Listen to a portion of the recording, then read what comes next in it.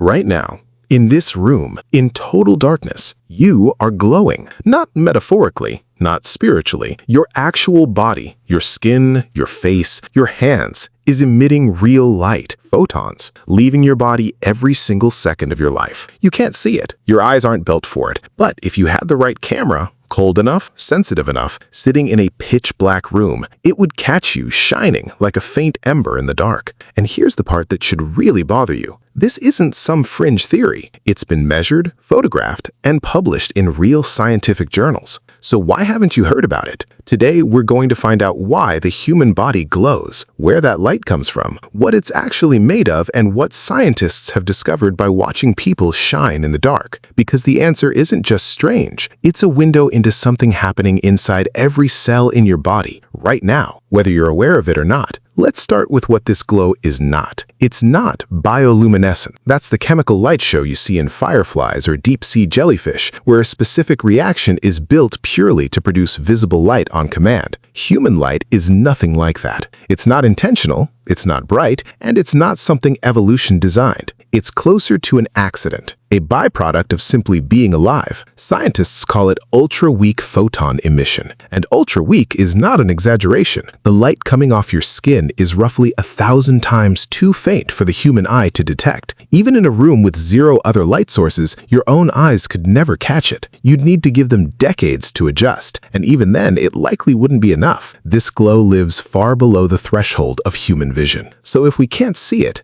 how do we even know it's real? That question sat mostly unanswered for most of the 20th century. The first hints go back to the 1920s, when a Russian biologist named Alexander Gurwitch noticed something strange while studying onion and wheat roots. He suspected the growing tips of the roots were releasing some form of radiation that could influence nearby cells. His specific claims were controversial at the time, and much of his original work was never fully replicated in the exact way he described. But he had stumbled onto the right general instinct decades before anyone had the technology to properly test it, that living tissue might be quietly releasing light of its own. It wasn't until scientists developed extraordinarily sensitive light detectors, the kind originally built for astronomy, for catching the dim glow of distant stars, that anyone could actually put this idea to the test on a living human body. And when they did, the results were undeniable. In studies using ultra-sensitive cooled cameras capable of detecting single photons, researchers placed volunteers in completely blacked-out rooms and simply watched.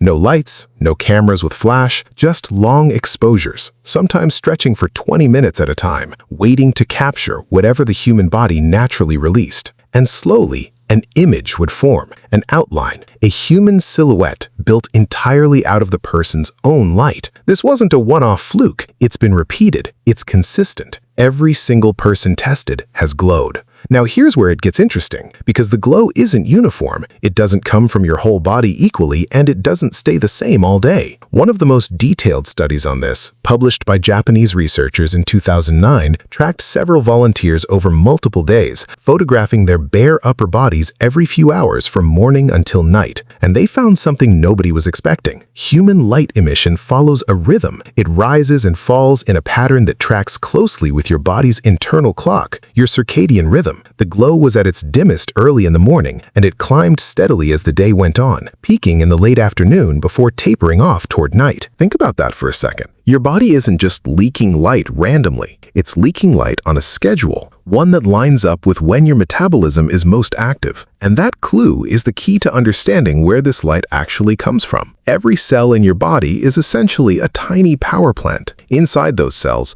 structures called mitochondria are constantly converting the food you eat and the oxygen you breathe into usable energy. It's one of the most fundamental processes of being alive. But that process isn't perfectly clean. As mitochondria burn through oxygen to generate energy, a small fraction of it doesn't get used efficiently. Instead, it forms what are called reactive oxygen species, unstable, highly reactive molecules that go on to interact with fats, proteins, and other structures inside the cell. When reactive oxygen species collide with lipids, the fats that make up your cell membranes, it triggers a chain reaction called lipid peroxidation. And here's the payoff. Some of the molecules produced in that reaction are left in an excited, unstable energy state. To settle back down to a stable state, they release that extra energy, and sometimes that release comes out as a photon of light. Multiply that across trillions of cells, happening constantly all across your body, and you get a faint, continuous glow. Not a flash, not a spark, a slow, steady leak of light, the visible signature of your own metabolism working in real time. Which means this isn't just a curiosity, it's proof, quite literally illuminated, that your body is burning energy every second you're alive. Every breath you take, every meal you digest, every quiet moment where you feel like nothing is happening, underneath it all, this process never stops, and neither does the faint light it produces. But here's where the story takes a genuinely strange turn, because your body doesn't glow evenly. Some parts of you shine far brighter than others, and the brightest spot of all might surprise you. It's your face. In that same 2009 study, researchers found that the face consistently emitted light from almost any other region of the body they measured. And the likely reason ties back to something you probably already know. Your face is one of the most metabolically active, sun-exposed,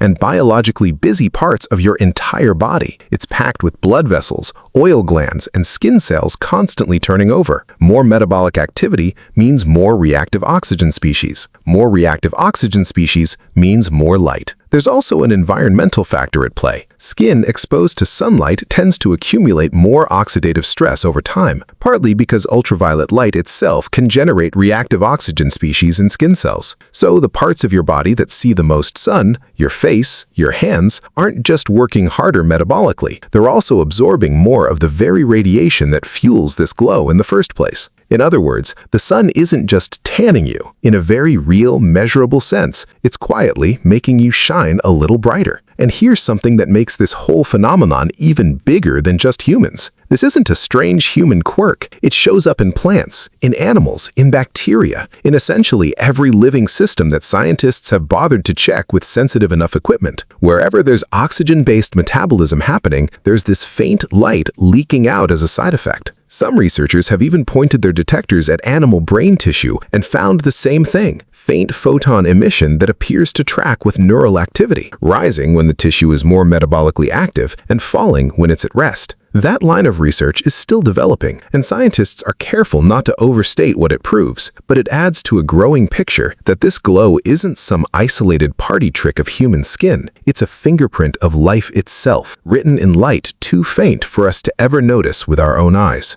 Now, before this starts to sound like some mystical energy field, it's worth pausing to draw a hard line. This is not the same thing as the pseudoscientific idea of a human aura or a biofield that some alternative medicine claims can be read or manipulated. Ultra-weak photon emission is a real, peer-reviewed, physically measured phenomenon rooted entirely in known chemistry, oxidative metabolism, reactive oxygen species, lipid peroxidation. There's no mystery energy involved. It's biochemistry caught on camera. That said, there is one area where scientists themselves are still debating, and it's worth being honest about it. Some researchers have proposed that these ultra-weak photons might do more than just leak out uselessly, that cells could potentially use this light as a subtle form of communication with neighboring cells, a kind of biological signal riding on light instead of chemicals. It's an intriguing idea. A few laboratory experiments have hinted at cells responding to light from other cells under very controlled conditions, but this remains genuinely contested territory in biology. It has not been established as fact, and plenty of scientists remain skeptical that it plays any meaningful role in how your body actually functions. So take that particular idea for what it is, a live scientific question, not a settled answer. What is settled, though, is the connection between this light and your health. And this might be the most important discovery to come out of all this research. Because if ultra-weak photon emission comes from oxidative stress, from reactive oxygen species interacting with your cells, then measuring that light could act as a kind of window into your body's internal chemistry. Higher levels of oxidative stress have been linked in various studies to aging, inflammation, and a range of chronic conditions. Some researchers have begun exploring whether tracking a person's photon emission over time could eventually serve as a non-invasive way to monitor oxidative stress or overall metabolic health without a single needle, without a single blood draw, just a camera in the dark watching you shine. That research is still early. It's not something you'll find in a doctor's office yet, but the foundation is solid. because the underlying chemistry is well understood. Your glow isn't random. It's a direct readout of processes that already matter for how you age and how your body copes with stress. So let's bring this all together, because the full picture is more remarkable than it first appears. Right now, inside every one of your trillions of cells, mitochondria are converting oxygen into energy to keep you alive. That process isn't perfect. It produces reactive oxygen species as a natural byproduct. Those molecules interact with fats in your cells, and in that reaction, some energy escapes as photons of light. It happens across your entire body, constantly, at an intensity 1,000 times too faint for your eyes to register. It rises and falls with your daily rhythm. It's brightest on your face, the part of you working hardest and facing the most sun. And while scientists still debate whether this light plays an active role in how cells might talk to each other, there's no debate about its existence. It's been photographed, measured, and confirmed again and again.